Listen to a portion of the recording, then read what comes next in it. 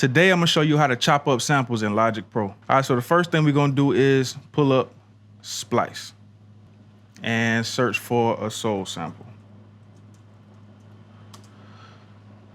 Okay, let's see what this sounds like.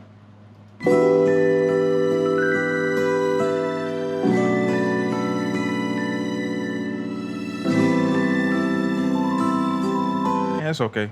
All right, now after we got our sample, we're gonna load up Logic Pro. All right, so the sampler of choice is going to be the quick sampler. So we go up here, create a new track, create a new MIDI track. We click down here and we go to quick sampler and choose stereo. And let's create that.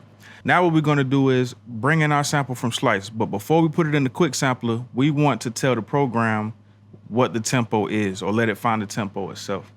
So in Logic Pro, we'll click up here and go to automatic mode. That way the program will be able to detect the tempo of the sample that you're using. And we're gonna drag it in. Don't show. Okay, now what we wanna do is click the sample, click the infinity button, and just turn on the infinity for this. That way, we can click the top right here and go to keep project tempo. Just in case you get these odd numbers, you can go up here, double click, and let's just make it a square 70.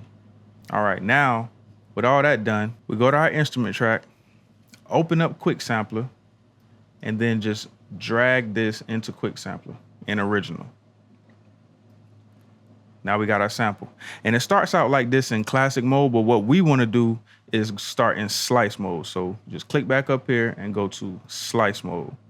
And you see it's giving us all of these regions that it already created for us. That's not what we want. Unless, I mean, you can play through them if you want to. If that floats your bizzo, then use it, but that don't float my boat. So what we're gonna do is go down here to this strip where it says mode and sensitivity and change the mode to beat divisions. And now it gives us this, but we want it to be more like this. All right, and now let's play through it. All right, now you see how the sample is playing all the way through until it's cut. Let's change that. All right, so you go down here to this infinity button within here, click that, and now it'll follow the tempo. And we hit our gate and go down here, close it off, and now the sample will stop every time we lift off of the MIDI controller. Good. All right, now let's make sure that our sample is on key. Now that it's following the tempo, we can change the tempo for whatever we want, but let's just see. Let's just make sure the tempo is good.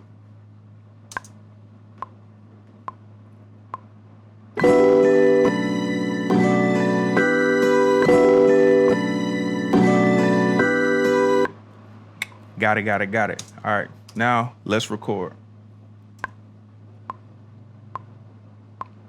I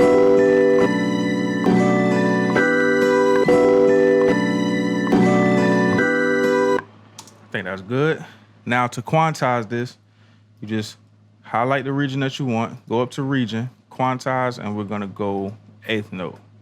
And bonus tip, if you just wanna copy one section directly next to it, you would just click it and then press Command R.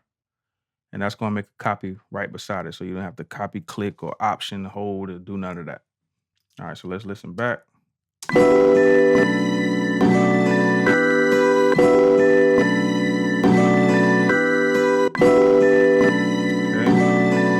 It's a little gap in there that I don't like, so we're gonna double click our region and just clean up a little bit.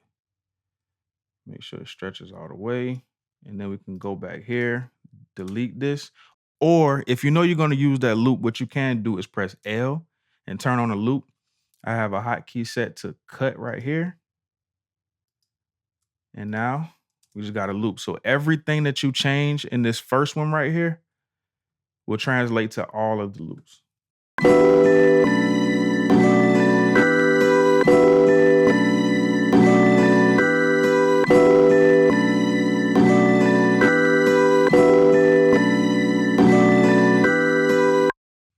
Easy.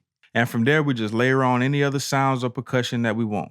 If you found this tip helpful, hit the subscribe button and join the team. See y'all next time.